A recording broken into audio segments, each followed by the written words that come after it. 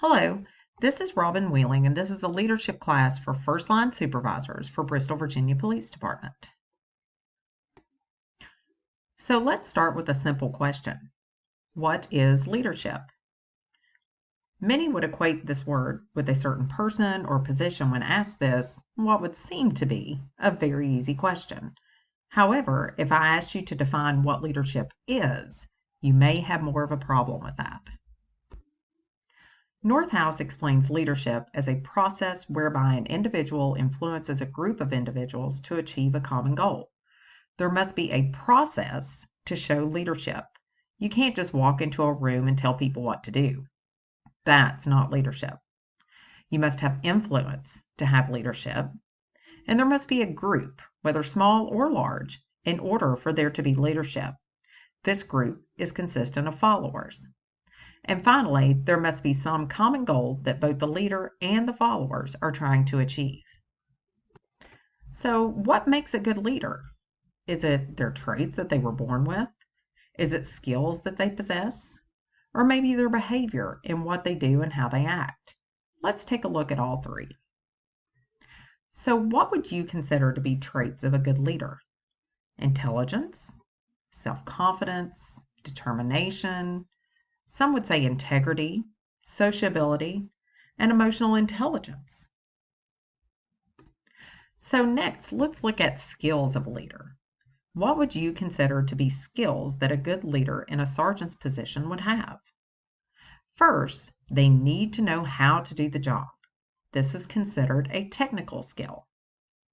Next, they would need to be able to communicate effectively with their subordinates, other supervisors, and members of the community. This would be human skills. Lastly, they should be able to work with ideas and visions for the department. This would be conceptual skills.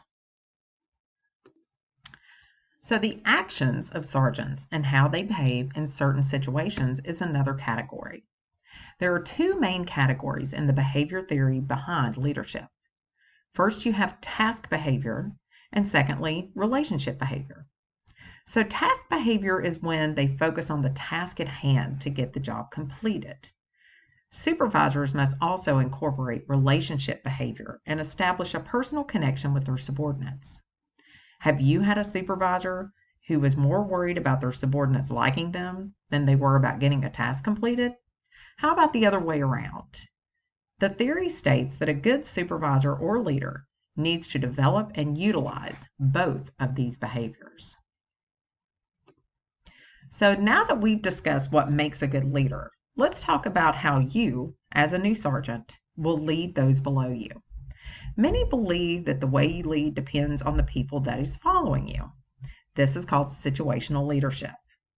For example, you have a veteran officer and a rookie officer on the same shift. Would you supervise them the same way? What makes them different? It would be their competency and their commitment. So I'd like you to take a look at this graph. So this graph shows the different levels at which a supervisor should lead depending on the situation at hand. Let's go back to the question I posed earlier. Would you supervise a veteran officer the same as a rookie officer? Looking at this chart, a veteran officer would need low directive behavior because they already know how to do the job. If the officer is at the end of their career and needs no emotional support, you would want to use what is called a delegating style. They have everything under control and need little from you as a supervisor. However, let's take the same officer, but he's recently had a run of bad luck at home and has started to call in sick, leaves work early, and is always talking about wanting to leave. This officer would need more support, so you would use the supporting style of leadership to help bolster his commitment. Now, let's look at the rookie. Fresh out of the academy and ready to take on all of Bristol's problems his first week out of field training. This officer is gung-ho and is willing to do anything for you or the department. However, his skills and knowledge of the job are still lacking, and you have seen this firsthand during different calls that you've had to run with him. He needs a firm hand to guide him before he gets himself and you possibly, and the department in trouble. He would then need to use the directing style of leadership for this officer. So this slide further breaks down the difference in the two officers. On a developmental level, our veteran officer that's happy with where he's at would be a D4 because he needs low directive and low supportive. If we're talking about the latter veteran officer that needs a little emotional support, he would be considered a D3. Our rookie is considered a D1 because he just needs direction and no emotional support. Of course, I don't expect you to remember D1, D3, D2 when you leave this presentation. What I would like for you to take away from this is that every one of your officers are not the same and will need different styles of leadership from you. And this will change from time to time. You might have an officer that starts out at a D2 and then he'll go to a D4 and he'll go back to a D3. You just need to watch and listen to your officers. They'll tell you what they need from you as their supervisor. So I believe this slide speaks for itself. A good leader should be able to adapt their leadership style to the person they are leading. The person you're leading should not have to change their self to match your style.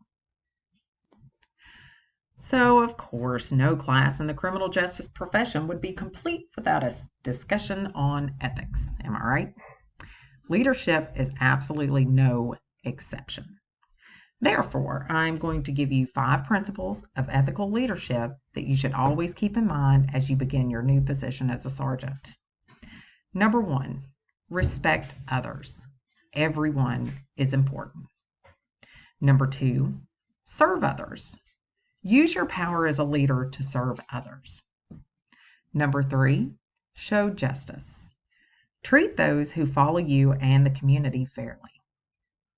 Manifest honesty. Don't hide the truth and don't lie. And number 5, build up your community. You are now in a position of power and trust. Don't abuse it and use it to strengthen your department's relationship with your community and those in it. In conclusion, I would like to leave you with a few last thoughts. First, there is no one correct way to be a good leader. Everyone will find their own style, and so will you. Think of the kind of leader you always wanted and needed when you were in your previous stages of your career, from being a rookie right out of the academy, to a more experienced officer that still needs a little guidance, to a veteran officer that may just need a little support now and then. Be that leader. Don't become the one that makes you cringe when you think of them. Lastly, remember that your shift is your team. Be committed to supporting, backing, directing, and unifying everyone on your team to make their job and yours much easier and enjoyable. Good luck out there and stay safe.